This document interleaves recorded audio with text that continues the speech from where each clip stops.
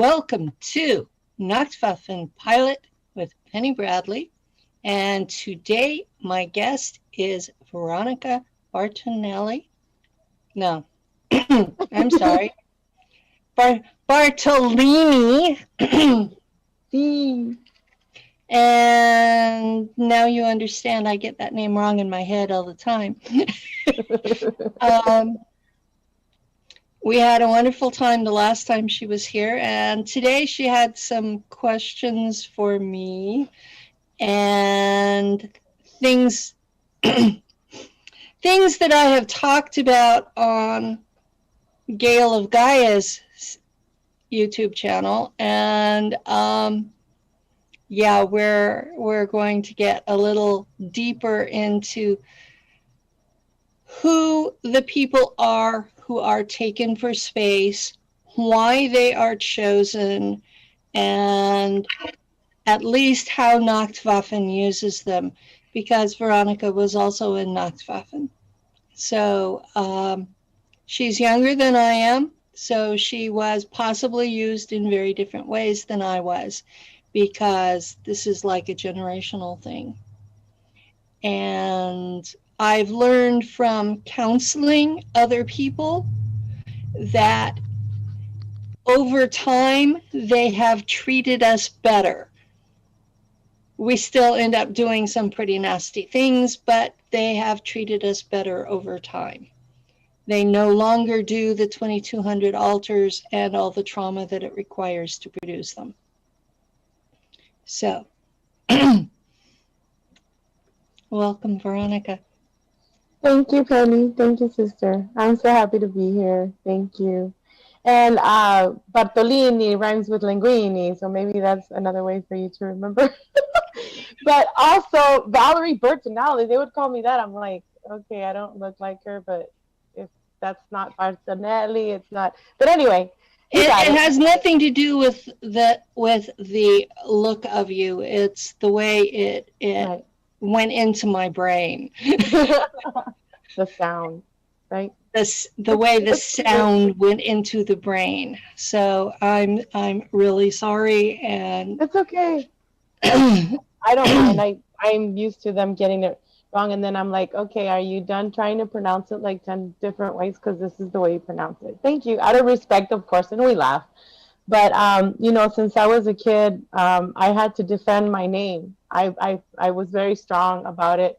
I felt very strong because I saw other kids that would say their name, and then I'm like, dude, they didn't even say your name right. And they're like, who cares? And I'm like, really? I said, you have to have some kind of self-love, or I don't know, you want to call it pride, that's fine. But you know, you got to be like, to me, it was always very important that people got my name right, for the love of my dad and the love of me, right?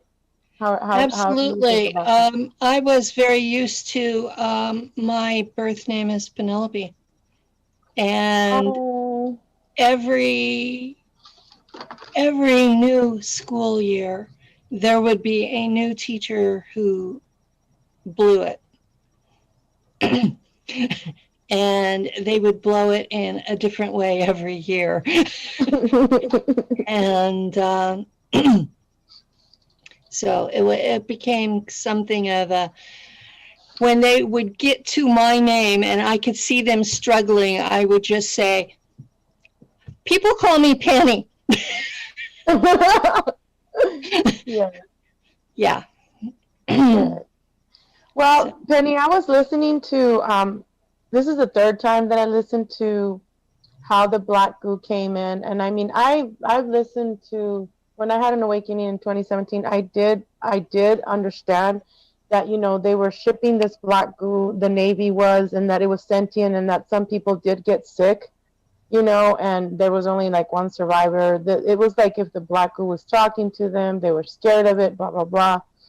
Now, I used to be kind of like pissed off, upset, because I'm like, why this black goo, blah, blah, blah. But recently, since I've been talking to myself more, my higher self, my DNA, the black goo itself, I've been able to use it for good.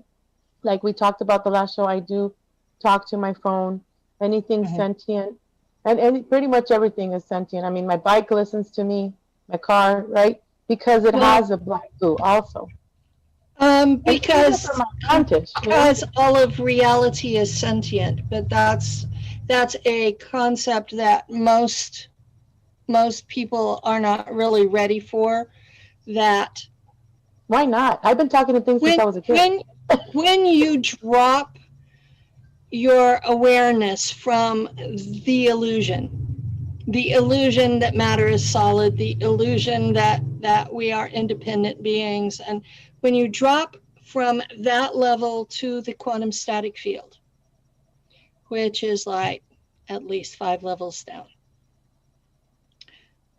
you find the awareness that you have a field that is perfectly 50-50 balanced between magnetic fields and electronic fields. And the magnetic fields are the negative and the electronic fields are the positive. And the entire place is like shimmering because it's shifting from one to the other and back again, and at the same time it's doing it as a completely harmonious balance. Yes. That if one side or the other ever gets a real majority, that the whole thing falls apart. And then the second awareness is that this entire field is conscious. It is alive. It has awareness. And so everything made up of those fields, which is everything we think of as solid objects, is also conscious. So, you have to start thinking about how you treat things because those things have awareness. And it's not just people, it's not just animals, it's also plants and even physical objects. And when I have brought this up in other forums, people are like, the jaws drop open, the eyes are glazed over, and they're looking at me like I'm from somewhere way beyond Mars. And so I have learned to stop talking about it because it's over their heads. But at the same time, this balance has to be maintained, which is why light workers and dark workers cannot win. If either side wins, the whole thing collapses. So all of you light workers who think the light is going to win, if you do, you will destroy Maya, the illusion that we live in, what is otherwise called reality.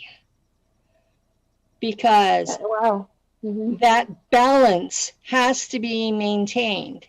The only way you can end evil is to bring the borders closer and closer and closer to the middle.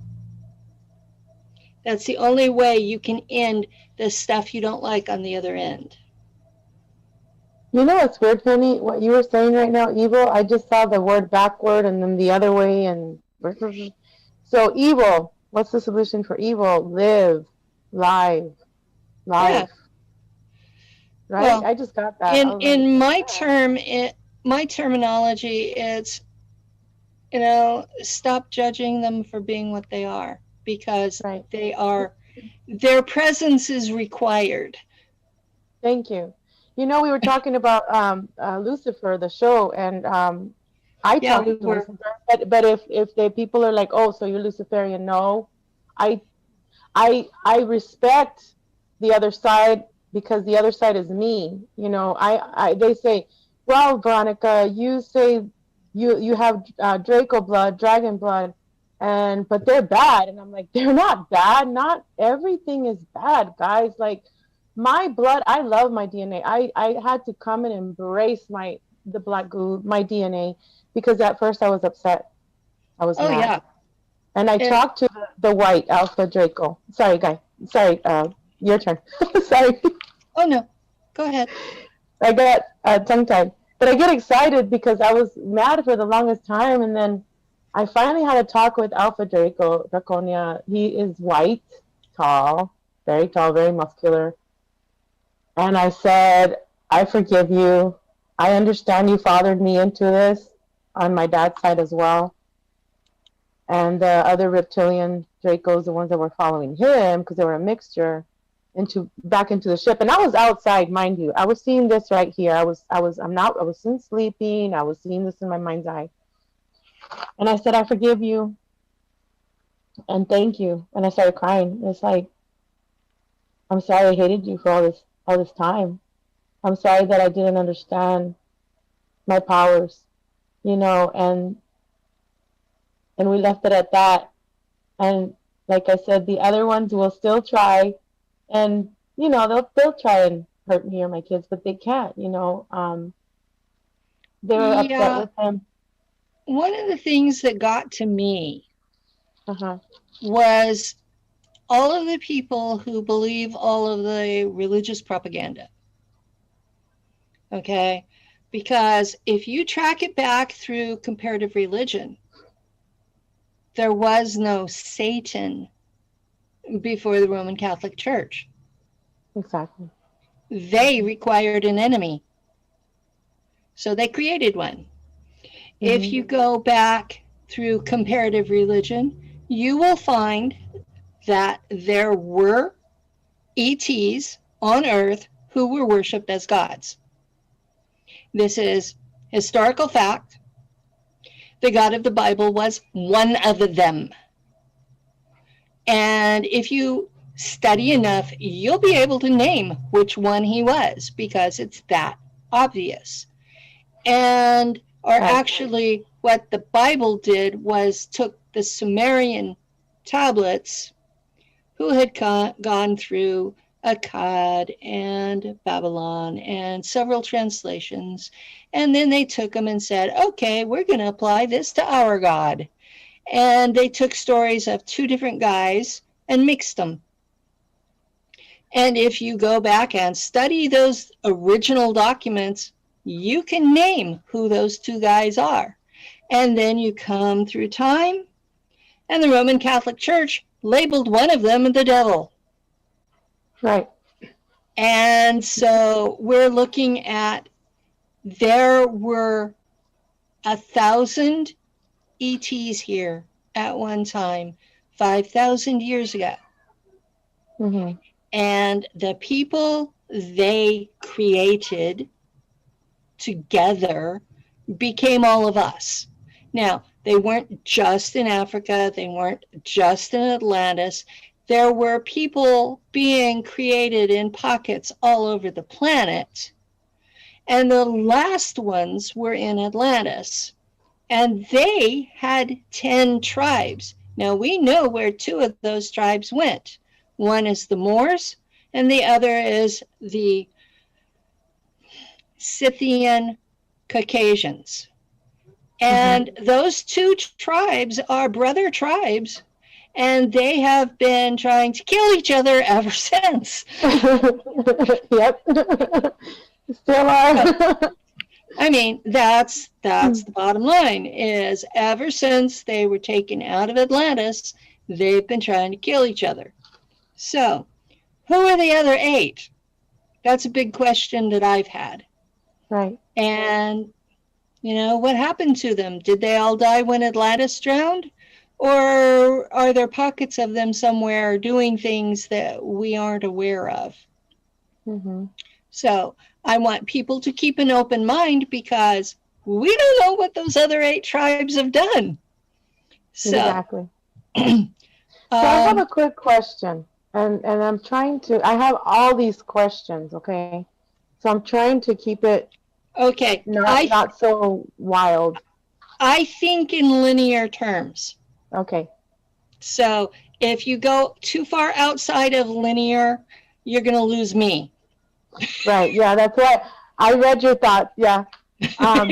Yeah, definitely. Because I can, I'm still trying to clear my mind and be more. Because the more knowledge that I get, the more intuition, the more I use my intuition, more truth comes from me, right? Yeah. But because I get so excited, Penny, because I'm like, my friend, she says, you're like a baby. I'm like, no, I'm not a baby. But she's No, like, you're not a baby. You're just you're still too mhm. much. I can think about a lot of things at one time at 1,000 miles a nanosecond. So I'm going to try and calm down because I'm really happy right now. And my frequency Good. just shoots up. So thank you. So these 8 tribes, right? And Yeah. what popped in my mind was meaning they talk about the 12 tribes of Dan. So Yes. what are the 12 tribes of Dan have to do, this is my question, with the 8 tribes that were looking, what happened to them, what's going on with them. So 9, 10, so 10. What does the 10 tribes that we were just talking about have to do with the 12 tribes of Dan? And also, I just discovered that I have, like I told you, Hebrew blood, Jewish blood from my grandfather's side and my mom. And then all of a sudden, I say it, and then they're like, "Well, don't you know that the Jewish people that are in Israel are not, they're the ones that have contaminated, they're not the real Jews." And I'm like, "Yeah, I know." So it's like I'm still learning, but I kind of feel like you guys, like I'm learning from them, and they're learning from me. But at the same time, it's like I don't like it when they're like, "Well, duh, didn't you know?" Like, well, yeah, like I'm not dumb. In other words, I'm really, really smart. It's just that I get upset sometimes, Penny, when they want to dumb me down. Well, It's like, no, I'm going I to understand. I'm going to interrupt you for a minute because you don't need to be Okay. dumbed down. And I Okay. don't want that even out there. All Okay. right. Thank you. I have friends who are Ashkenazi Jewish. And they say that the genetic studies have shown there is no difference between Ashkenazi and Sephardi. Now, those are the 2 main branches of Judaism as we know them today. Yes. Okay. My Ashkenazi. my grandmother was Sephardi. Oh, okay. So, yes, this was my mother's mother. So, under Moses, I'm a Jew. Do I look like a Jew? No. Okay. But what does a Jew look like, sister? Okay. Now, my understanding is that when the Jewish people, the Hebrews, came to Israel, they came from the Middle East. They came from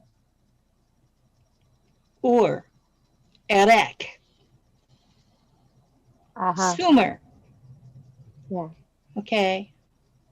Abram was the son of Terah, who was the priest of the god, translate that, E.T., known as Sin. He was the moon god. And there was a coup. And all of the priests of Sin had to leave Erech. And they went to Haran, and they went to a place called Terah after Abram's father. And then they went into Mamre, which was in Canaan. I believe it was called Canaan then. And Abram was sitting with his tents at the Oaks of Mamre, which was a temple site. And these three ETs showed up at his door. And they said, oh, Sarah, your wife is no longer going to be called Sarai, princess. Sarai. She will be Sarah, queen. And she will give birth to a son by this time next year. And she heard this and laughed. So the ET told Abram, this son is going to be called Ishach. He laughed because he was saying he's going to get the last laugh. And two of the ETs went on further to Abram's nephew, Lot, who was living in Sodom. And we all know the story of Sodom. Mm-hmm. And so they were pulling Lot and his family out of Sodom because it was going to be destroyed. And the wife looked back and was destroyed herself. And the desolation was so bad that Lot's daughters thought they were literally the last people on earth. And so they seduced their father. Mm-hmm. But they went on with that story while the one ET was still there with Abram and changed his name from Abram to Abraham. Mm-hmm. The father of many. Father of many. And Abraham was the father of many. And if you read the book of Genesis, not only was he the father of Ishmael and Ishak, mm-hmm. but he had 12 sons by a third wife after right. Sarah died. That's right. Yeah.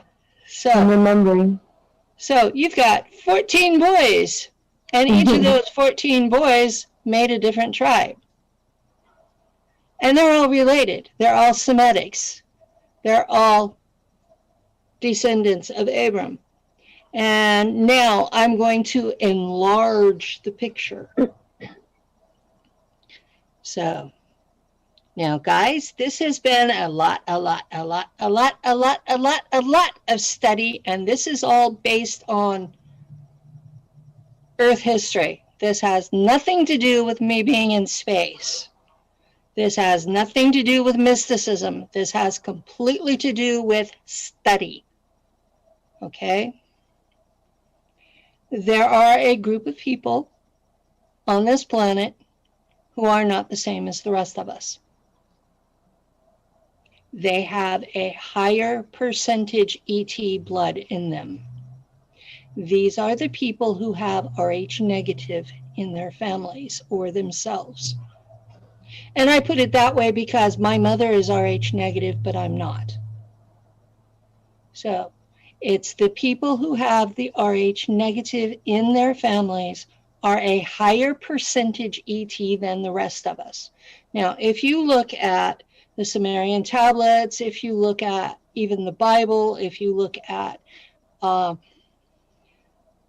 Egyptian temple texts, if you look at the legends of every people on the planet, you have the sky gods created humans in their own image to serve them. Okay, that's fancy terminology for we were created to be a slave race, which is exactly what the Sumerian tablets say. They needed a worker, so they created one out of their own DNA and the highest animal that was on the planet. So, from space, I know that the ETs who were here were having trouble with the nitrogen in our air. Right. It's very damaging to them. I'm losing my voice, just a minute. Now I know why I've always had bronchitis and pneumonia and all that as a kid. Yeah, me too. I get it now. Okay, all of us, no matter what our skin color, no matter what language we speak, no matter where we live. We are all hybrids between the Homo erectus that they used and the ETs who created us. Now, they called them Anunnaki. Today, those same beings call themselves Jahami. And they look like us. They're just taller and broader and albino. So, Is that why I was born blonde and then my hair turned red? Sorry, going off topic. yeah, okay. So, what we have are, they made the basic human. And the fossil records show that they tried at least 12 different varieties of us before they came up with Cro-Magnon. And Cro-Magnon appears to have come out of Atlantis rather than anywhere else. Now, from the fossil records, it looks like that basic humans came out of Africa,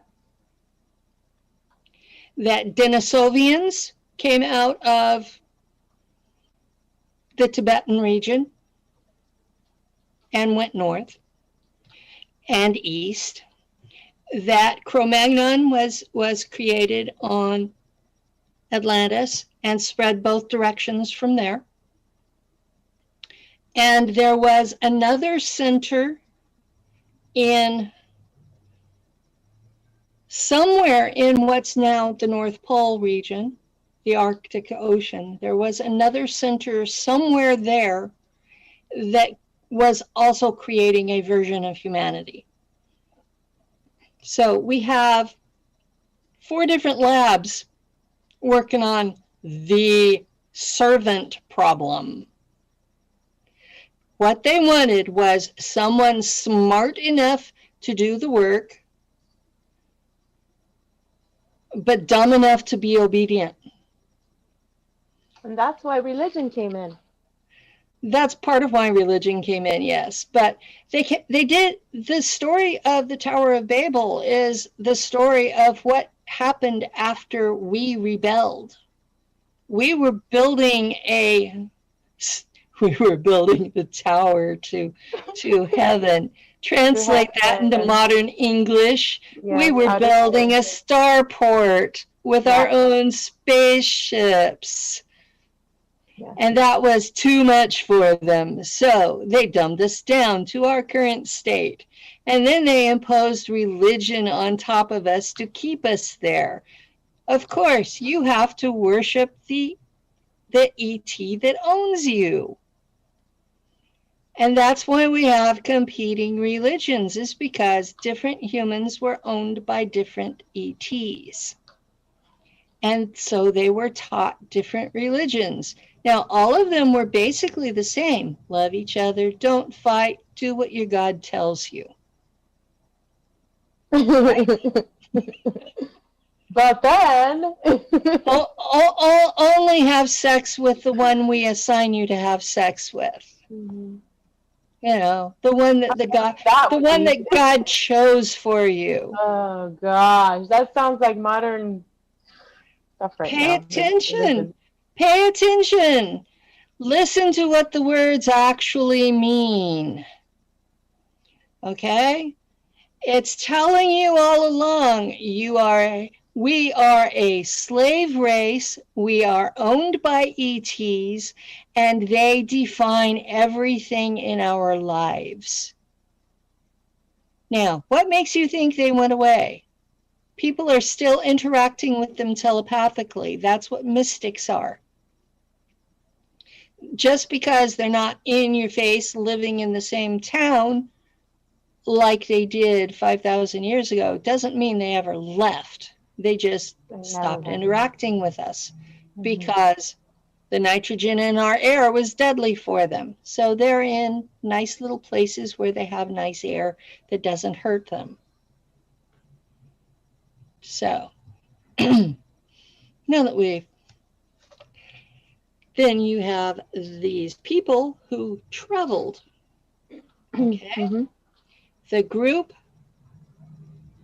tribe number one that we have identified over time is the Scythian, Caucasian, horse people who were migratory, and they went all the way from Ukraine in the west through Mongolia and into China in the east. Okay. Yes, they started off the same people. Over time, they had kids, and their kids had kids, and they started fighting with each other because resources, because alpha types, because I want to be boss. Mhm. So they formed their own tribes, and over time, you ended up with a substrate or a basic human version that in these particular tribes was mostly blonde and mostly blue-eyed. But their rulers, their royals, had red hair and green eyes. Now I get it. Thank you. Okay, so. I'm learning more. Okay, now, the first few generations of the worker class Anunnaki who interbred with humans, they called those babies Nephilim. Yeah. They were red-haired giants with green eyes and pale, pale, pale skin, and they ate more protein, and eventually they were killed off because they ate too much, and the normals couldn't keep feeding them, and so they started eating the humans. So they became a threat to the survival of the humans. And you get those same, you get hints of that from the Bible. You get blatant mythology of that in the New World. The Native Americans talk about that they killed their giants because they were eating people. Well, Penny, real quick. I come from the Nephilim. I had a vision when I first woke up that yes, I'm from the Nephilim as well. But once I talk about it, they're like, those are the fallen angels. I'm like, you guys, not everything is bad. And now that you said, I was laughing so hard in my mind when you said protein, that I eat a lot. I was, see my picture as a kid. I was like really, really tall. I'm still taller than my sisters, but to this day, I have to eat the protein, and I'm O negative. So a brother, SSP brother, gave me that book, the 4 diet thingy, diet thing. Eat right for your blood type. Yes, Penny, and my mom said, I don't know how I did it with you. I had to keep feeding you papas, frijoles, beans, potatoes, because you never had enough. And I'm like, yeah, but Mom, I needed, now I'm talking to her telepathically. I'm like, Mom, I needed more protein, though. Well, so this is exciting. Have protein. I have to have a lot of protein, Yeah. So this is so cool, Penny, because I really, I know it's not about me, the interview, but it's just, I want to cry because it's all, well, I'm grateful. It's all making sense. Okay, we get through history farther along to the Roman period, and by that time, the Romans were a mixture of the two tribes, the Caucasians and the Moors. The Romans were. So the Moorish side became dominant in them. Okay. So what you have going on here are two world powers. One is basically Moorish, and the other one is basically Scythian. And the Scythians are used to migrating, and they were starting to be pushed by one of their brother tribes from the east. Okay, the Chinese had built a wall, they couldn't get past it, so instead of migrating east like they were used to, they had to migrate west, and there were battles and people were pushed, and there were lots of, your boundaries moved because you had to move because these people were tougher than you were. And so as those people moved west, they bumped up against the Roman Empire. Okay, so instead of just stopping, they curled around it. That's where the Germanic tribes came from. Ah, okay. And the Merovingians were the rulers of one of those tribes called the Franks. They were called the Sicambri before that. They took the name Frank from a specific king who was named Francomir. And I think in our terminology today, we wouldn't call him a king, we would call him a warlord. Because that's what their rulers were warlords. And they were trained from infancy to become warlords. So this is what the culture was the rulers were being trained to become warlords. They were trained to manipulate the people to follow them. Okay, so all of these centuries, and we're talking at this point, it's 3,000 years after the fact, at least, and they're coming into what today would be the lowlands, Holland, Western Germany, that region. So they bumped up against a weak emperor. Well, these tribes had been bumping up against Rome from that point for hundreds of years. They had been the biggest thorn in the imperial flesh since the time of Julius Caesar, because Julius Caesar had conquered the Gauls, the Celts. And so he made that region, which we today call France, he made that region basically more Roman than Rome. And so they had spent major amounts of money defending the border from these Germanic tribes. And the Romans were who named them Germans. Each tribe had its own name, its own culture, its own customs. Their languages were close, but not the same. And that's why you have so many different dialects of German today. So these were tribal people. They all had their own customs. And getting them to unite was damn near impossible. The only thing that got them to unite was being overrun by more tribes. So at that point, they united under the Frankish kings and invaded Gaul. And that was the fall of the Roman Empire, because they didn't stop when they got to Paris. They went all the way to Rome and sacked the place. And one of the tribes, the Visigoths, went all the way through Spain, down into North Africa, and made it all the way into Egypt. I mean, we're talking these people were fierce, and they went through the major power of the time and decimated it, took it over, remade it in their own image.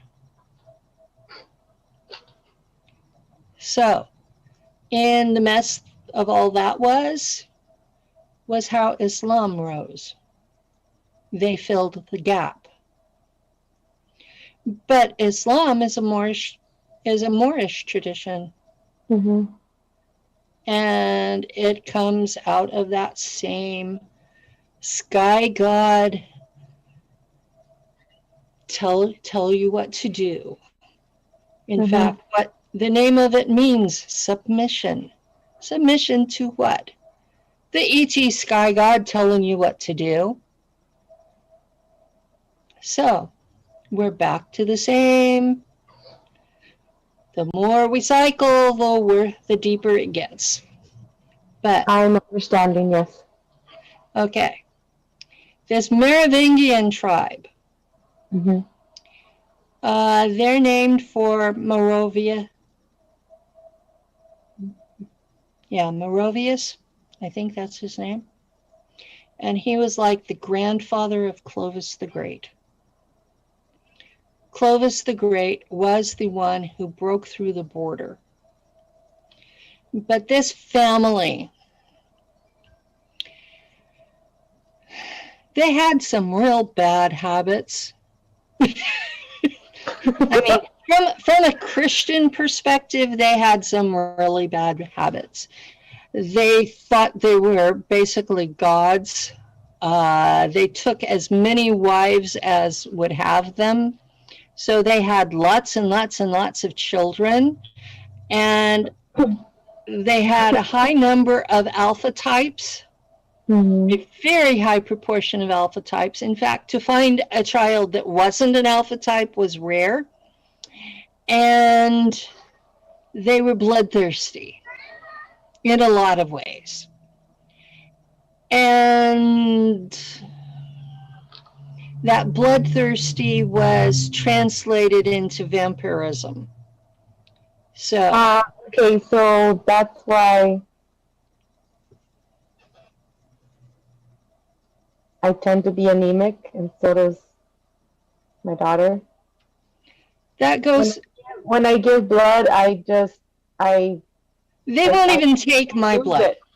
Yeah, I don't give it anymore. They won't even take my blood. They test me and go, "You are too anemic. We are not even touching you." Yeah, I feel like I'm losing life force. Like I have to lay down.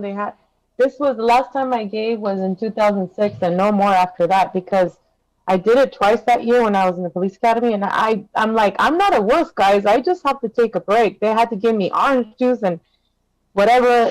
It's crazy. It's making sense now. You know, it's because you're Rh negative and you're part of this bloodline. Now, what people need to understand is we're not freaks. No.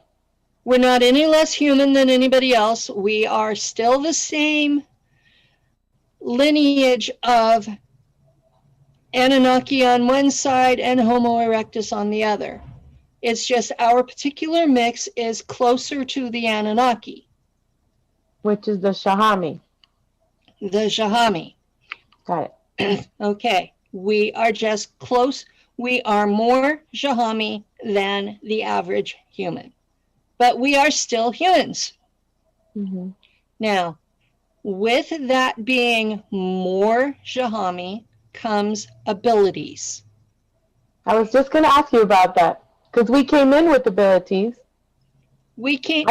Okay. If you have a soul that has abilities, it has to have a body that can support it. The body has to have the DNA of the kind of being you were before you were here. So, a body that is more Homo erectus is going to have a harder time supporting a soul that is Draco or Mantid or Shahami or any other starseed. Okay. I'm not saying there's anything wrong with those people, because there's not. They're perfectly good people. They are every bit as valuable as anyone else. So I'm not I don't subscribe to the organic portal theory. Okay, I'll just state that for the record. I don't subscribe to it, and I see it as only another form of saying racial superiority. What is the organ portal theory? The organic portal is saying that there are people that don't have souls. And oh yeah, I don't support that either. We talked about that. yeah, the entirety of reality is conscious. So why would there be a body without a soul? I mean, it makes no sense. If it's running a meat suit, it's alive, it has a soul. Deal with it. Right. You know, stop being an arrogant, judgmental prick. True. That's how I see it. Come on, you know. You may be smarter than them, they may be stuck in paying the bills and getting laid. Exactly. That doesn't mean there's anything wrong with them. And I was in a recent interview where one of the other people on the show wanted to kill those people because I was with you too. Yeah, you were there too, and I was like, oh my God.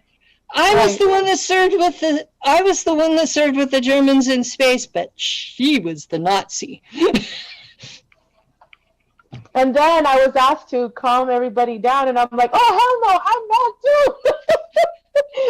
You agree? I was on my way down. You know, you and I were like, against this thought of, you know. I've seen so much bullshit, especially since I came public about SSP. I have seen so much bullshit, so much stuff that was just pulled out of their ass. Yeah, exactly. And it's like, where the hell did they get the idea that they have the right to make a value judgment on the existence of another human being? Come on. Now, Penny, I have a question, because a lot of people, they're like, well, some people say, oh, wow, I come across your channel and not a lot of people talk about the backdrop, the Mr. Smith, and those, what I try and explain is that those are like holograms that come in to try and mess you up within the matrix, if you're in the matrix.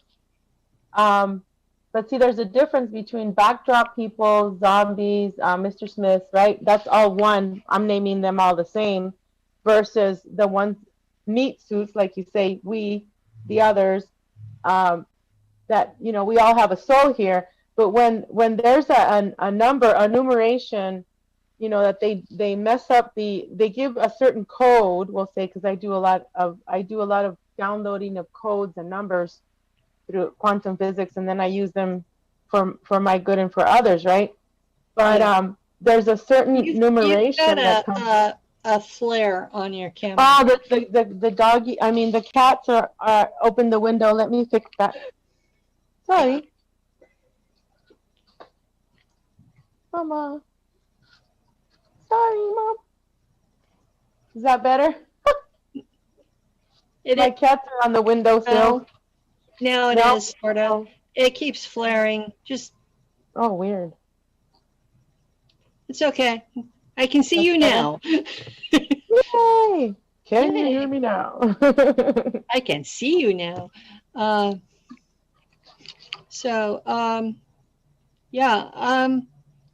I've heard a lot about the black-eyed kids being empty. I've heard a lot about the Mr. Smiths.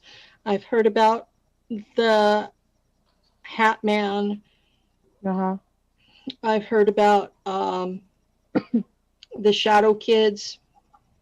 I have not interacted with any of those.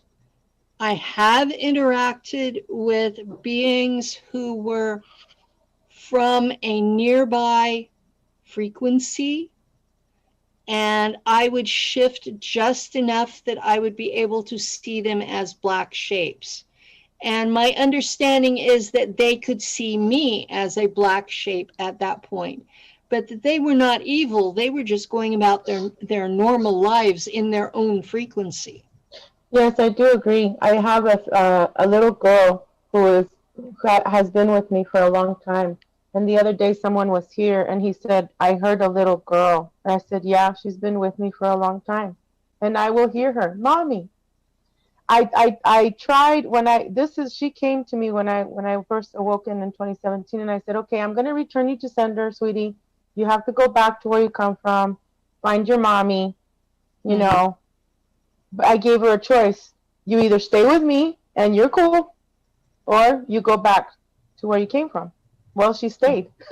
And when I ride my bike as well, it could be in the morning time, it could be a time where it's dark, it could be light. I see the shadow people, and some of them are good, and then some of them you just tell them who you are, and they leave you alone, or you ask them, "Hey, who are you? What do you Yeah. want?" And I'm here, you're here, we're cool. Okay, let's move on.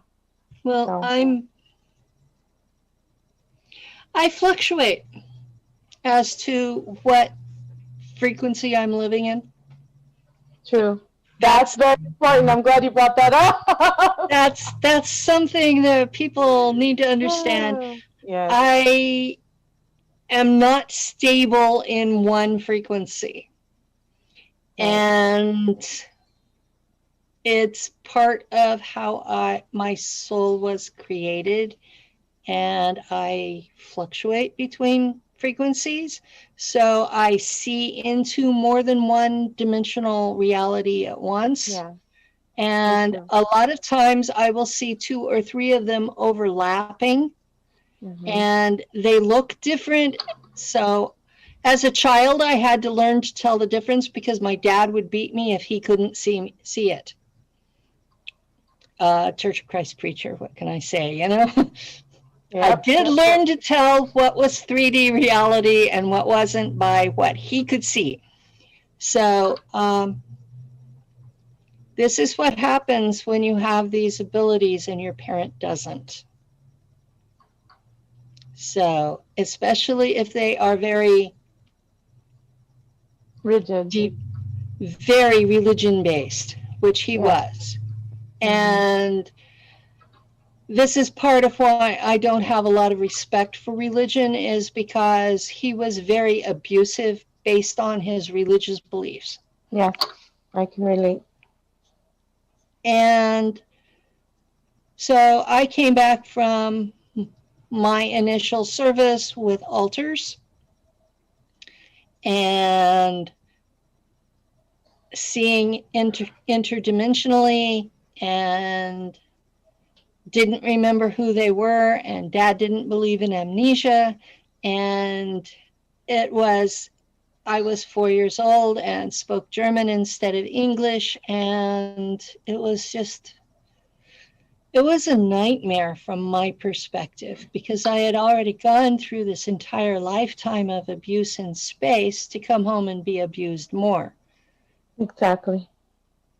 And that's one of the common threads with the people I've counseled, is you go through this lifetime of abuse, you come back and you deal with ignorant parents and abusive schools and controlling religions, and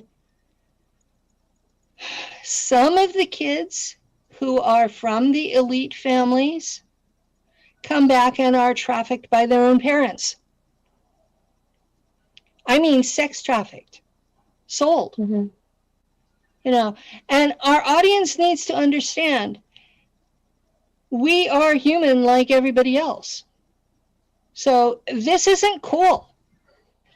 Now, we were chosen because of our genetics.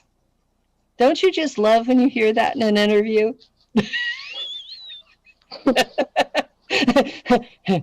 Honey, we were chosen because we're of Merovingian descent. On at least one grandparent. And that family line has been tracked back all the way to Sumer.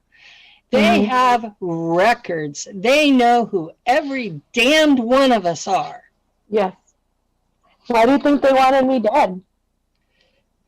You come Like, back. what did you say, Penny? I said, Penny, I wanted to leave. And you're like, they won't let you go. And I'm like, God dang it. I was so mad when you told me that. I wasn't mad at you, but I'm like, They won't let me leave. right. I've been dead 7 times, and I'm still here. Right? I'm still here. Right? I hurt like hell, but I'm Yep. still here.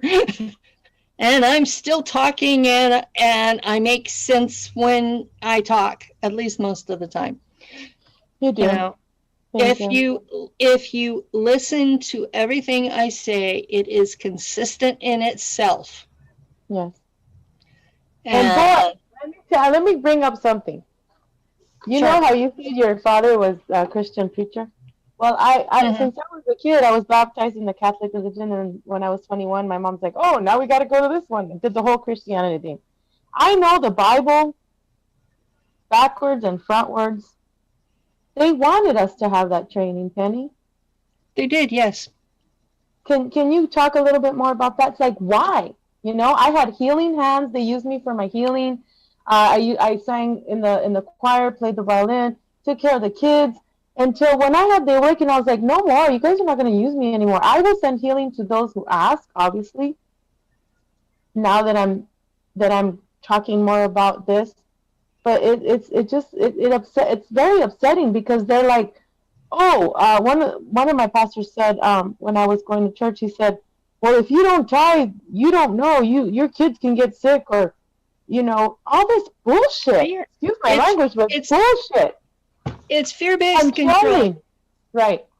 It's fear-based control, and I was in a religious family because they wanted to make sure I had an ethical compass to not use my abilities willy-nilly. That's what it is. That's what it is. That's what it is. Thank you. Okay.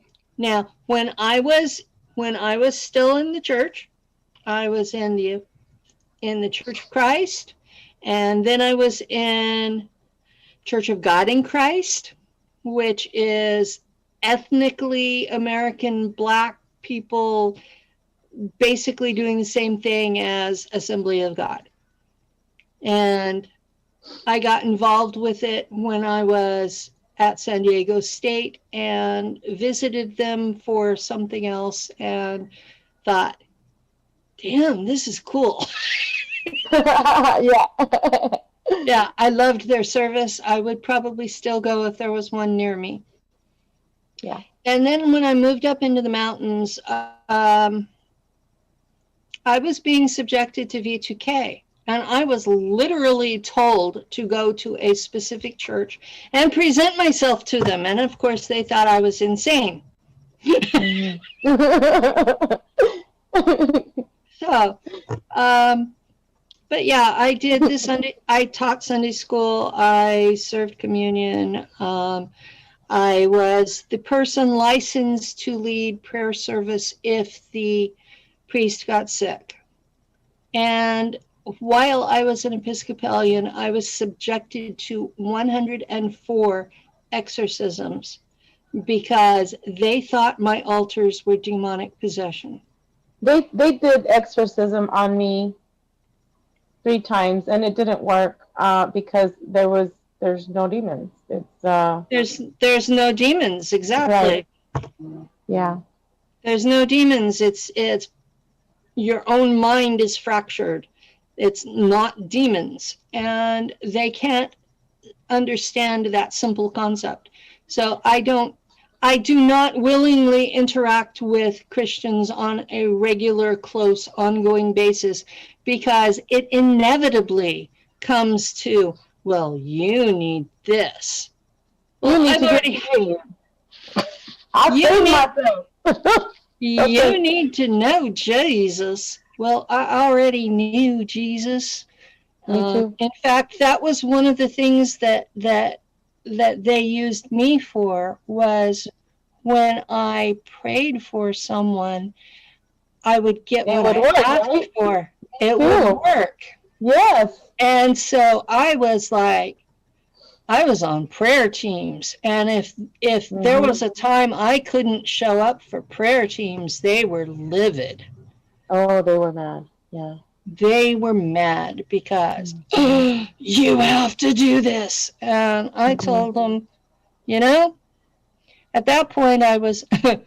I've talked about it before. I was married to a mafia hitman. No, and I've listened to that story, and I love listening to it all the time, because you have several videos, and I just like, damn, how did she do that? Yeah, well, I was Just through that. That was part of how I became this religious fanatic. Was I was scared out of my mind he was going to kill me, because he would sleep with a 38 under the pillow aimed at me. I mean, you used to be a police officer. You know what a 38 is. Yeah. It was slept with mine too. Yeah, he slept with it under the pillow, and it's like, okay. And he would tell me all this shit, that there would be no divorce, that I would be in the bottom of the mine shaft that was on Uncle Timmy's property, and I'm like, I see. So, it took me 10 years to get to the point I didn't care if he killed me. Well, the way I thought of getting out of my marriage, because I was being physically and verbally abused, as I was being a cop, and arresting people for domestic violence, and showing up to work with bruises, had to wear the long sleeves, was I'm going to kill myself. Well, I tried that and got sent back. Well, I'm here. Shut up, Penny. You're making me sad. I mean it in a loving way. We're still here. We're still here.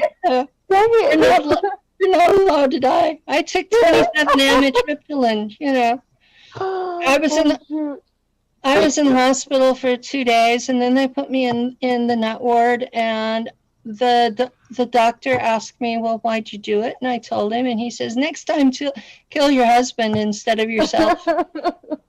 Exactly. Sent me home. They had it where I had to see a shrink every 2 weeks, and if I didn't show up, a policeman would show up at the door. So I think once I had to call in and tell him I was too sick to come in. Yeah. I was in that ward too. It was like, I tried with my own service weapon. I don't remember grabbing it, but I'm still here. So the show must go on. I don't know what show, but we're talking our truth. That's pretty much it. Yeah, we're speaking our truth. We've both been there, done that. I didn't go through the golden door or the tunnel or any of that. I literally blacked out at the ER, the emergency room for people outside of America. They got me awake enough in the operating room to ask me what I had taken, because I had some really nasty stuff that combined they would not have been able to save me. But I figured 27 amitriptyline was enough, Brand new bottle, took the whole thing. Yep. But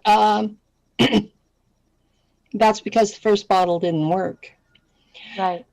Because of our high pain ability, our abilities to stay awake through trauma and high pain. See, they kind of like woke me up in the operating table when they shoved because my lung left had collapsed. They shoved this tube, and then they put this. I saw these 20 doctors around me, and then they put this velvet thing in my mouth because I was screaming, and then I was gone. One doctor said, you were this close to wearing a colostomy bag. I'm like, damn. So, well, I'm glad you spared yourself that. I took pills in case my kids were who found me. I didn't want to be a bloody mess. Right. And yeah, my kids were not home when this my boys were with their dad, and my youngest was in the crib and turned out to have an ear infection. And he saved your butt.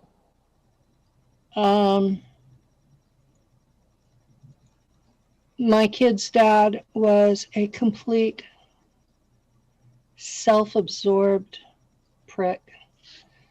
And he's the one that broke my neck, that I have to get an epidural every 5 months. And he gave me 10 concussions while we were married. And how did you finally get out, Jenny? Huh? How did you finally get out of that relationship?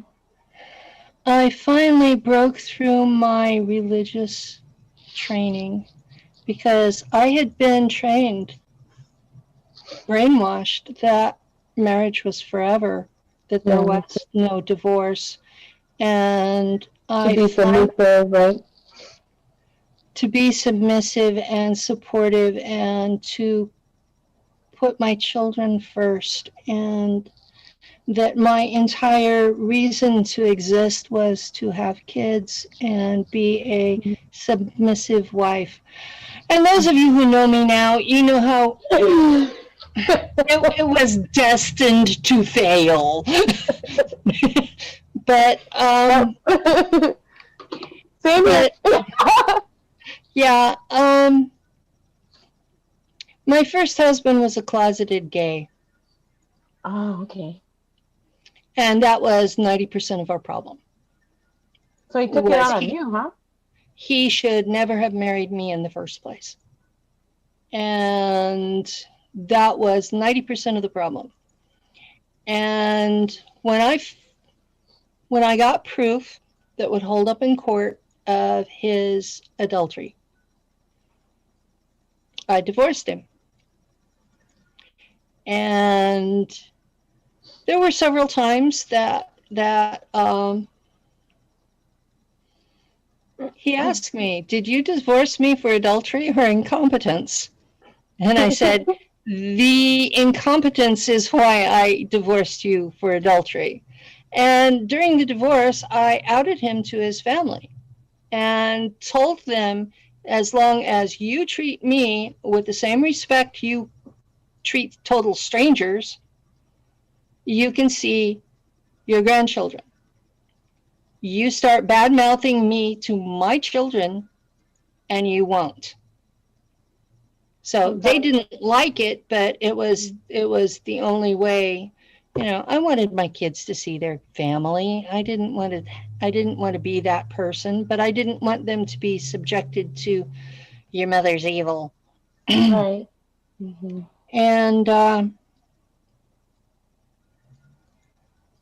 you know, it's part of how we are controlled when we come back. Okay. The handlers. I'm from the first generation of the kids that were taken for space.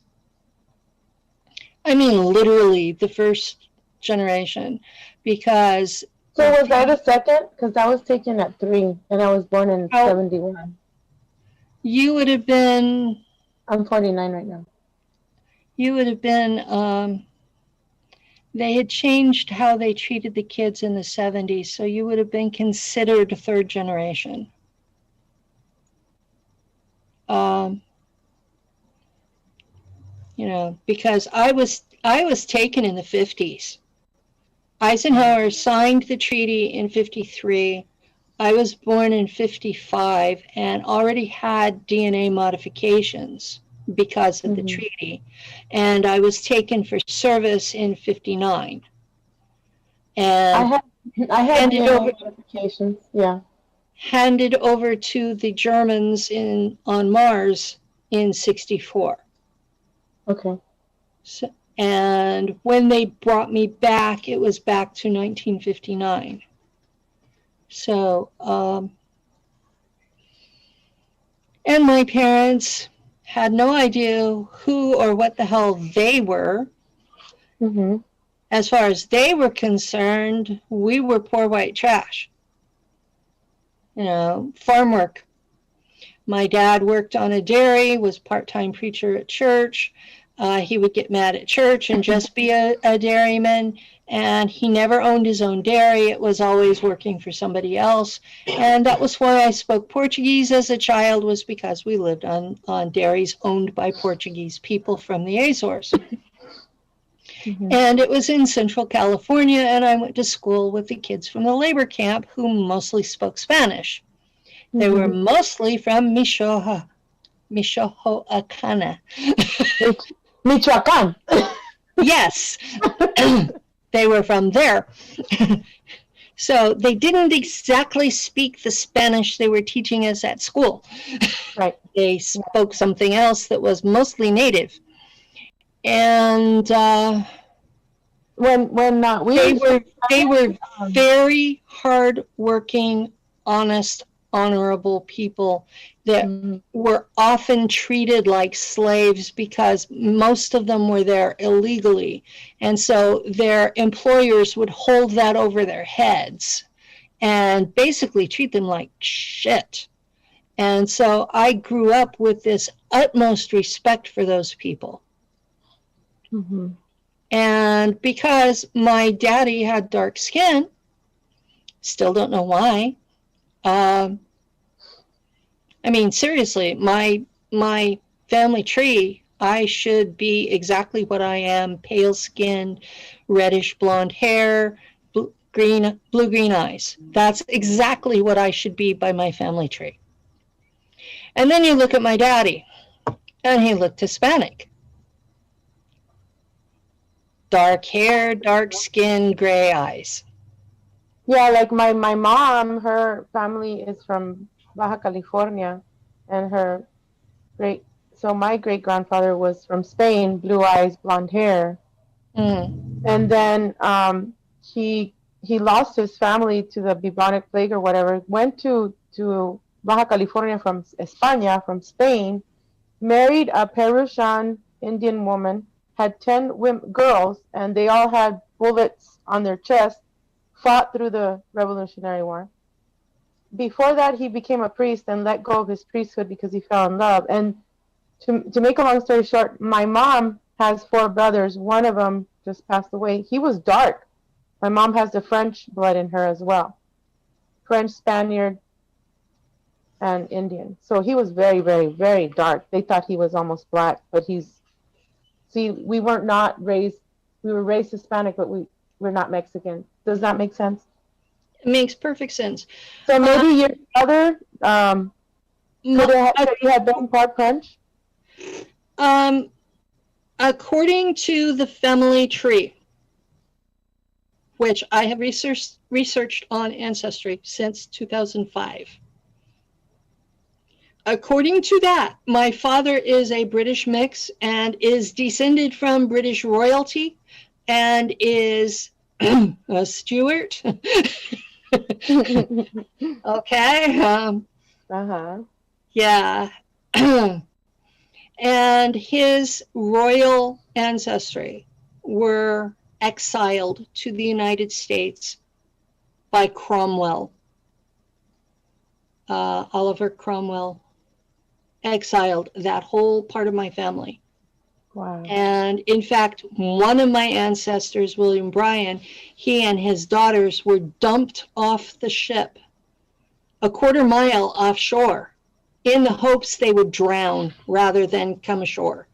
Oh my gosh. So this is my family's story. And this is where my father comes from. And I know his grandmother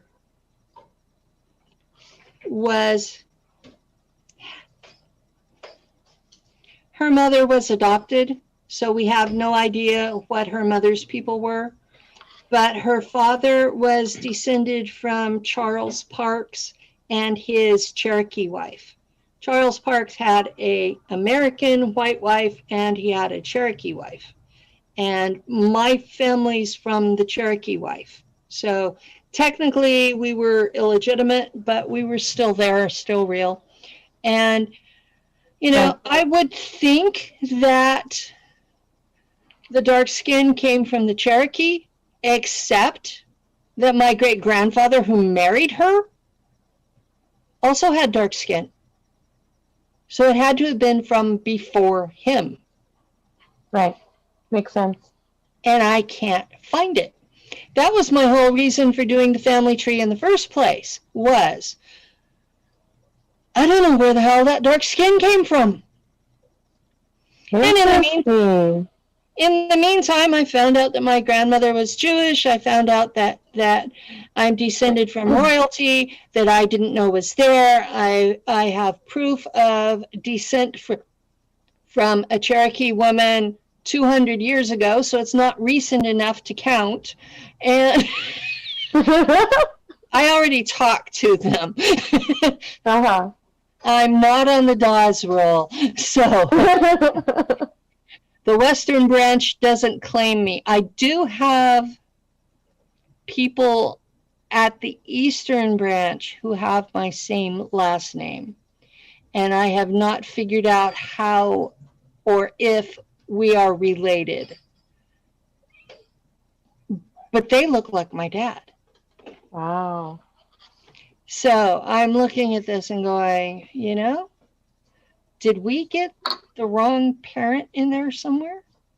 Mm-hmm. And why did this basically a princess, end up married to a Cherokee man? I'm looking at this and going, that would not have happened in the 1800s at all. Mm-hmm. Yeah. I mean, we're prejudiced now, but they were a lot more prejudiced then.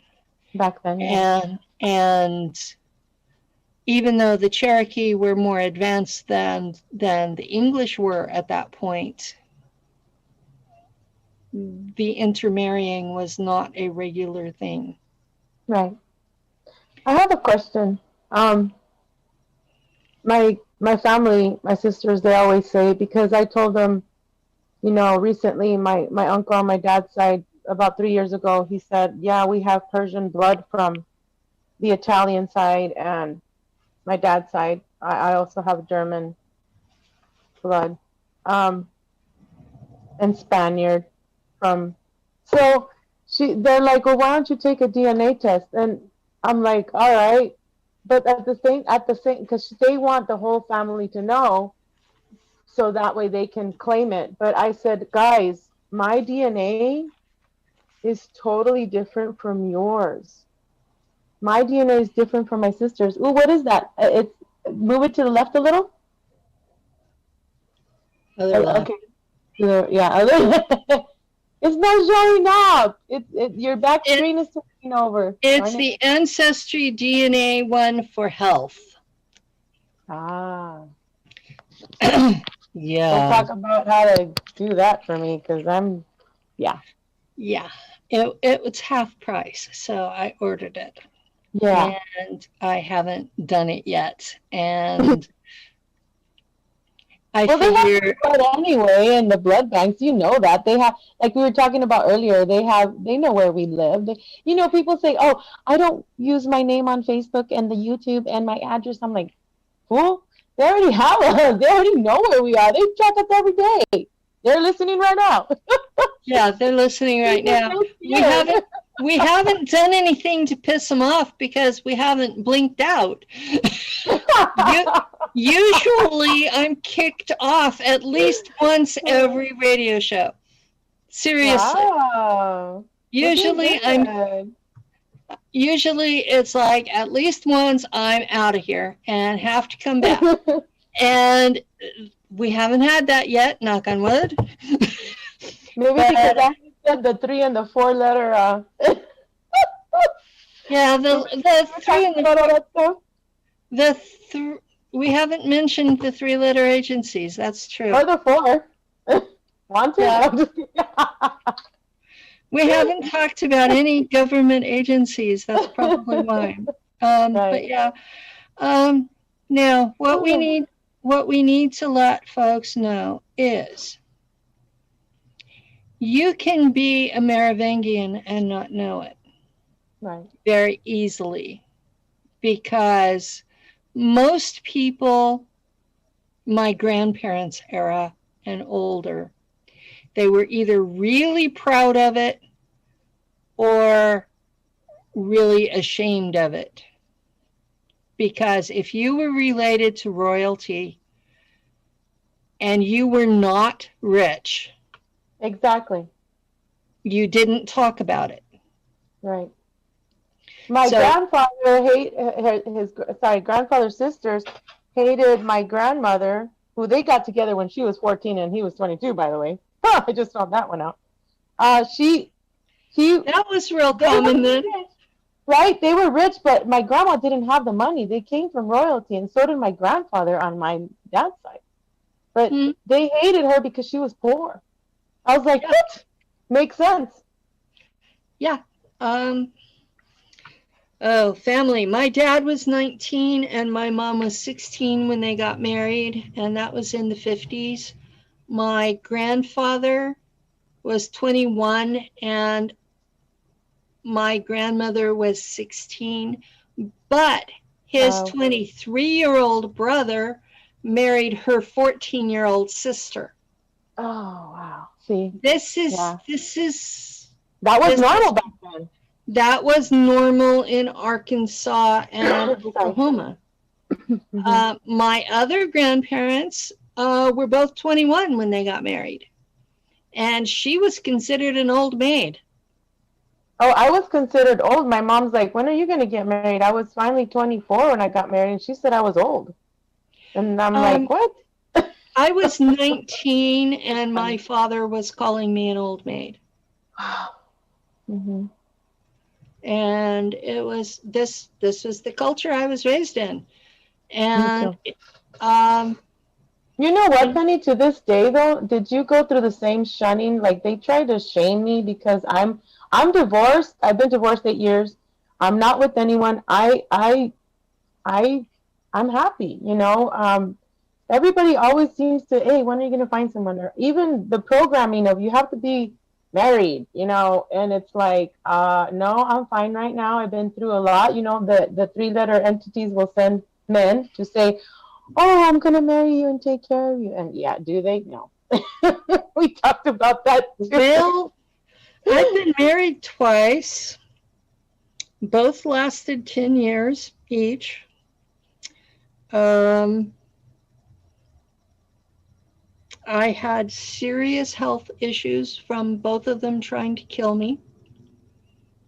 The first one broke my neck. The second one poisoned me with arsenic. I remember The that. I man, heard that too. the man that I live with, we have been shacking for 20 years. I am afraid of that piece of paper. Yeah, Um, I've been excommunicated 10 times, so I no longer give a shit what the church says. exactly. Me either. And Hmm. financially, I'm better off not married because I can get medical help Hmm. to deal with that broken neck that if we were married, I couldn't. Hmm. And in fact, he's getting paid to help me with things. Oh, good. Um, last year, so it's been about a year and a half ago. Okay, I'll just put it out there. That three-letter agency got mad Yep. about me reintegrating altars that were navigators Hmm. and picked me up for a mission. And on the way back, they told me, we don't want you to reintegrate any more altars, especially ones that are navigators. Isn't And that when they broke your shoulder? yep, that they deliberately broke my shoulder because they said they had figured out they couldn't kill me. They didn't they didn't know why, but they had figured out I didn't die when I was supposed to. They didn't know But why. they did know that they could make me hurt. And I had surgery a year ago in October, and I still cannot put my left arm behind my back, and I have to have Ouch. help undressing. At least I can shower by myself. I can brush my hair most days, but I have to have help with dressing and undressing. And between the shoulder and the neck injuries, my pain management doctor has said I'm not to do anything I have to bend over for. Now, you think that sounds like an easy thing until you start thinking about what all you have to bend over to do. Mm-hmm. And I asked him, so what would happen if I bent over? And he showed me my MRI. And I have 3 places where the bones are touching the spinal cord. And he said, right now you're doing okay. You have some pain and you have some headaches because touching your spinal cord is basically causing a concussion. Mm-hmm. So think about that, guys. Why I get spacey is because I'm functioning in a concussion state. Okay? Yeah, but you have to relate because I have they wanted to take four vertebrae out of my neck and they're bone to bone. And the doctor's like, if you don't do it, if you're in a car accident, especially if they T-bone you, you could die. And I'm like, all right, well, I'm not going to have surgery. And when I pick up that 25-pound over my neck and I go this way 10 times, this way. One time my the music went out. Penny, I was listening to go. I'm like, what am I doing to myself? But Yeah. I'm still here. I could. Some days I get, well, last week I couldn't work out because I had a migraine for a week, and then all of a sudden, Penny, I got a bloody nose out of nowhere. Yeah. So I don't know if it was a psychic attack or it has something to do with this crap that I don't know. Or it could have been an abduction because we get those I too. feel like that too because I did have some crazy ass dreams that I talked about online. Well, I've got a different set of folks from another dimension who have been keeping me from being abducted. So I've only had one since June, and that one was in September. And I am really, really, really, really, really, really, really thankful for these particular beings. And I'm not going to name them because a lot of people out there think they're demons. Yeah. Well, mine take care of me. I have 6 of them. My dragons. Well, these are a little beyond dragons. They're in the angel class. Ah, yeah, I know what you're talking about, girl. I talk to them too. Yeah. Yeah. Yeah, Tiamat sent them, and Good. and she read them the riot act because they thought of this as a party venue. You know what? I'm gonna have to talk to one of them, and you know who? Because I think he's probably partying too much. It's like, pay attention, yo. I don't want to be abducted anymore. Because, I mean, I don't. They say, oh, maybe it's a contract. Oh, F the contract. I'll rip them all up and burn them. And Well, I'm to the point what where else can I do, Penny? Talk to that one? Let me open the blinds. talk to that one because what he has been doing with me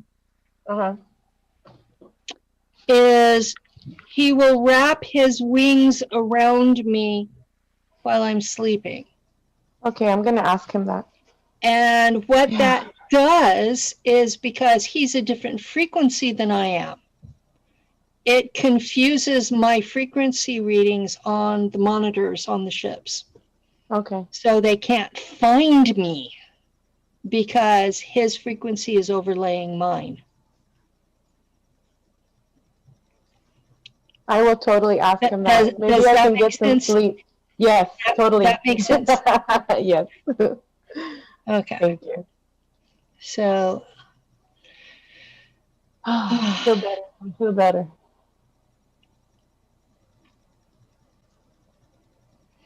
So the other thing you wanted to ask me about was black goo.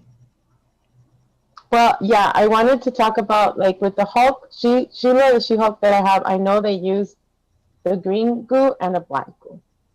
And also, I talked to my black goo because like before I was afraid of it when I first had my awakening. I was mad, and now I use it. I They use took the they took it out of me when they sent me back. hmm. The impression that I have was I was powerful enough without it that they were scared. I How do mean, I know I have if it's mental all out or pictures. not? Yeah. I have mental pictures of myself as like a female Darth Vader. Yeah. So I can see them being concerned. Yeah. So But some I'll of the ask you a things. question. When I went to How do you know if it's all out or not? yeah, because let me tell you something. Maybe you can see this. When 3 years ago, I asked, when I was at the doctor, they had me with the gas, and he told these two doctors, "Hey, do you see this black spiral? It's spiraling around her spine." And when I left the doctor's office, I started crying. It took me a month for me to talk to him. He denied it, and then that's when I had a friend in Austria.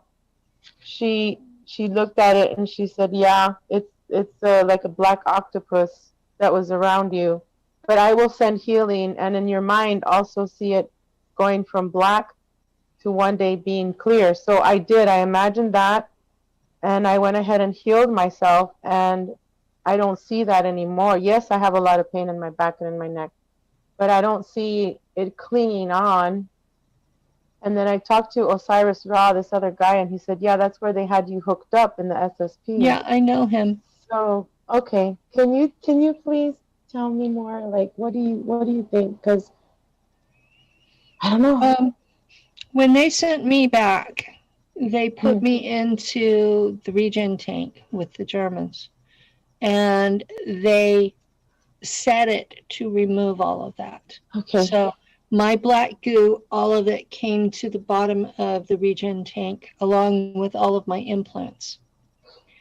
Now, in What? the Mm-hmm. 80s, I was given a couple of implants that connected me to the Star Wars orbiting orbital weapons platform. Mm-hmm. But other than that, I have no more chips. Well, I Okay. have Because something here on my arm mm-hmm. that was from 1995. I was picked up by an ET. Mm-hmm. They wanted me to be part of their fertility thing. And they were most angry that I had cancer in the 80s and had hysterectomy, and they had not been informed. And so they had picked me up to be a mother host, and I didn't have a uterus. And so they woke me up to say, okay, what happened? And I told them, and they put the chip in me under a burn. And apparently it's to tell them that I'm no longer available. But it itched so No. bad that I've scratched the hell out of it. Well, the same thing they did here in my left shoulder when I had right and left shoulder surgery. I also had cancer because they shot me up with anthrax when I was in the U.S. military, and Mm. I had cervical cancer. And there's this one that I want to take out. It itches so bad. It's like I had a hysterectomy in 2012, and it was horrible. I get Um, you. the chip in your shoulder that itches, This one. Lou took a car mechanic battery to it, Oh, okay. and he just sat it on it and left it for about 10 minutes, and it has never itched since. Okay, we can talk about that. Maybe I can do that. Mechanics have batteries, so if they drop the wrench, they can pick it up. That's what he Mhm. used on me. Okay. And it I don't know what else it did, but it stopped itching. So, Okay. We'll talk privately on that one, so that way I can do it to myself. yeah. When Amadia was doing an energetic cleanse, she saw 18 implants on my body.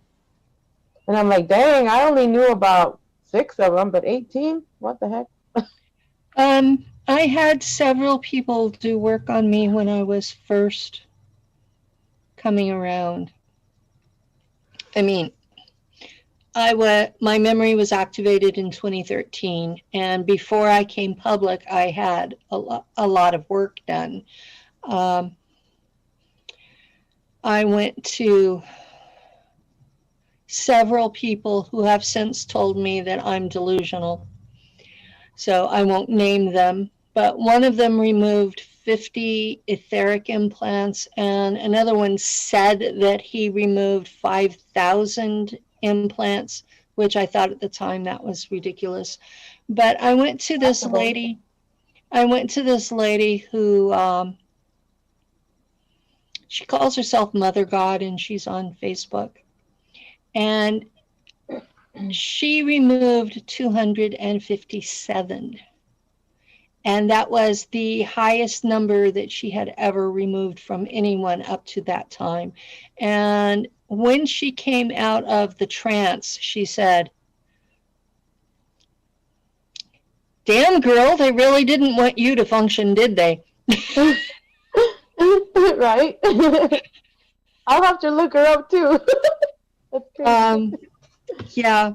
Oh, that's a lot. But yeah, whatever,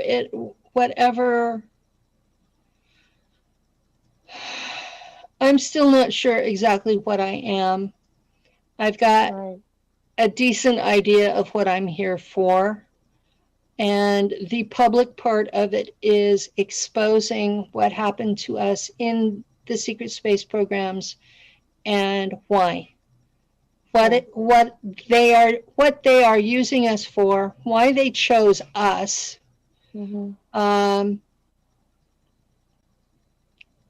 Hopefully, I'm trying to figure it out too. Hopefully, what we can do about it.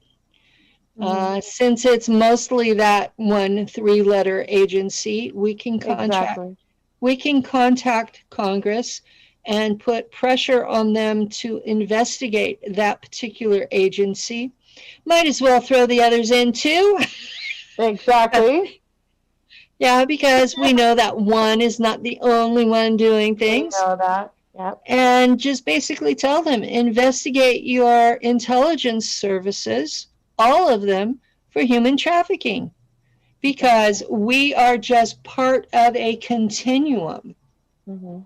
And the people need to know this, that human trafficking starts with aborted baby parts. Yep. It goes through organ donors. It goes through sex slavery. It goes through adrenochrome. Yes.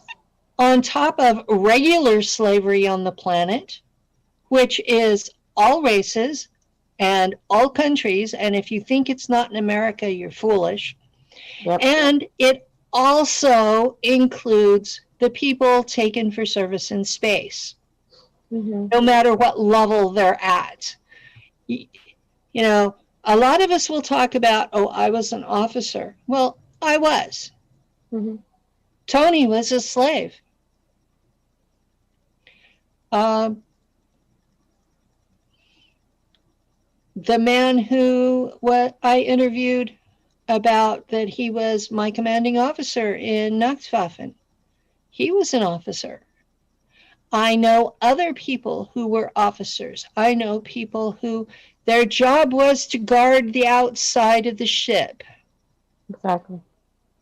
You know, well, we talked about the other day what we're doing out there. Makes sense. You know, every military needs mechanics for floor cleaners, launderers, cooks. They're not all officers. Right. KP duty. KP duty, exactly. And I remember doing KP duty while I was in Shula on Mars. It was part of part of our time was being trained to do a service as well You know, as school. yeah, it's funny that you mentioned that, Penny, because most of my dreams and visions, other than fighting and protecting and saving the children, is I'm in the kitchen and I have tons and tons of food to feed the kids, everybody around me. I'm cooking, so we're rescuing, we're protecting, and then we're cooking for the kids. So and then I'm in classrooms, auditoriums. It makes sense now. Thank Yeah, you. we have a whole life there. It's Mm-hmm. not it's not just shooting, it's not just the fighting, it's all the other stuff too. And while we're there, that is our life. Mm-hmm. And there are times I wonder which one's most real. Me too. Me too. I can't Because wait to get some sleep because this world. I mean, I I understand the codes and how to get on the matrix and how to manifest if I need something. That's how I do it here. I manifest. But I can't wait to go to bed because over there it just seems more real, you know? um, my memories from space are more real than some of my memories from my childhood. But Mm-hmm. like I've explained in some of the others, I was born, I was taken, I came back, then I lived this life. And I have memories of a cover story every Friday, which means every Friday I was taken for something. And I know in 2018, from Thanksgiving, no, it was from November 5th until December 15th. In 2018, I was taken twice a night I for a remember you telling 60 me that. for a 60 and back. Yeah. And I have been so tired since Mm-hmm. then. Just absolutely dog tired. Mm-hmm. And keeping up with things is just difficult. And trying to explain the depth of that exhaustion. But if you do the math, Mm-hmm. 45, 60 and backs, That's a lot. that's a lot. That's a long time. Yeah. That week that I was exhausted, Penny. The week that I had the migraines, the nosebleed. I was exhausted and I was hungry, Penny. I had to eat a ton of food. And so now it makes sense that I was taken. And I had to use, you know, and this is 34 shots on my head that I had for the migraines. This I talked about that with you and you told me to be careful. So I had stopped. I'm like, okay, I'm gonna stop taking them, and it took me 8 months, and I'm like, no, I'm gonna need them again, right? Because I was like trying to take a break. I just had them done a month ago, and then this crap happens, and then I had to use the injectable on the EpiPen, not the EpiPen, but the pen for the migraines because it was really really bad. So now it does make sense that I was taken, and I wonder how long was I taken and what for. Yeah. Interesting. Thank you for that. Your subconscious remembers it all. So if you can find a hypnotist, you can get the details. Okay. It's just finding a good hypnotist who won't rewrite your memories for you. Okay. That's the biggest problem that I've found is okay, I've been hypnotized by 3 people. And the first one did a really good job and then spent 2 hours trying to convince me I was a normal human being afterwards. And the second one, it was a project he wanted done. And I ended up in a bad place. He got me out, but it took me months to get back to where I was normal. And the last one, he knew I was scared. And he did a really good job and made a telepathic connection to my hypnosis so that he could see what I was remembering and worked from there. And but this is since 2015, so I'm not doing a lot of them. The last one was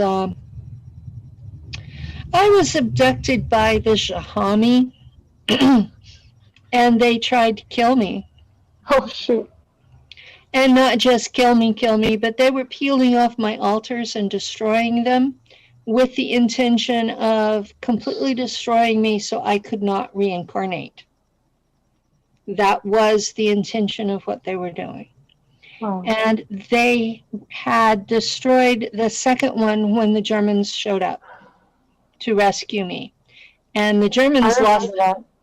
Yeah, and the Germans lost the ship in that process. So this was a really expensive thing for them to be doing to save a lieutenant. You know? I mean, I have no delusions that I'm important. I'm a navigator, I'm a lieutenant, I'm in trouble all the time, you know. The commander, my commanding officer that I interviewed said that they told him basically, are you sure you want her? It's like they don't see me as an asset. So why did they save me? So this has been questions like, why did the NSA activate my memories? Yeah. Why did the Germans save me from the Jahami? I have legitimate questions about my own story. And a lot of the answers that I'm able to give people are because I've been searching for the answers to my own why. Why did they choose me? Well, because I'm Merovingian through all four of my grandparents. So I was an obvious choice. Yeah. So that was why I was taken. And those of us who have done a family tree have all found at least one grandparent who was Merovingian. Right. So I just asked myself though, Penny, it's like, why am I still here? It took 20 doctors to save me, a month and a half in the hospital, 3 days dead. Why did they like not give my dad the choice? My dad took his life and he would have supposedly ended up as a vegetable. So, but I asked my dad the other day, I was on a bike ride and I was crying. I was like crying to Mother Earth and I was like crying. I was mad. I was like, Dad, why did you have to go? And of course I heard, oh, it's in the contract. I'm like, F the contract. I want to know, we could have been stronger together. Like, I'm still mad about that. And I don't want to cry right now, but it's like, why is he not with me? Yeah. He was that lineage too. But it's like, I just feel that we could have been stronger together. He's still with me. He talks through one of my SSP brothers. You know who it is. He talks through him all the time. And he basically said, you are going to be over her now. You got to take over. I'm always going to be with her, but I need you to help her here. And it's nuts. Well, sorry. No, sorry about it. It's just we've run out of time. Yeah, right? So we're going to have to schedule you for another day, and we can continue this. And I hope the audience has enjoyed the story. We didn't even get into the black goo or nothing like that. Nope. That's what I said. You're going to have to come back. Thank you, Penny. I love you. Thank you for having me. Thank you for coming. I love you too. Thank you. Thank you. Bye, Odin. Bye, Odin. Thank you. Good night, ladies. And you know something? Huh? Y'all brought a little bit of tears to me. That's why I had to keep walking away. Oh my gosh. I love the stories. And Penny, you forgot to say goodnight to the audience. Oh, goodbye, audience. I don't know if we have a show after this one or not, because I know a lot of the hosts decided to take the weekend off for the holiday. Yes. So everyone enjoy your holiday and stay tuned. Peace.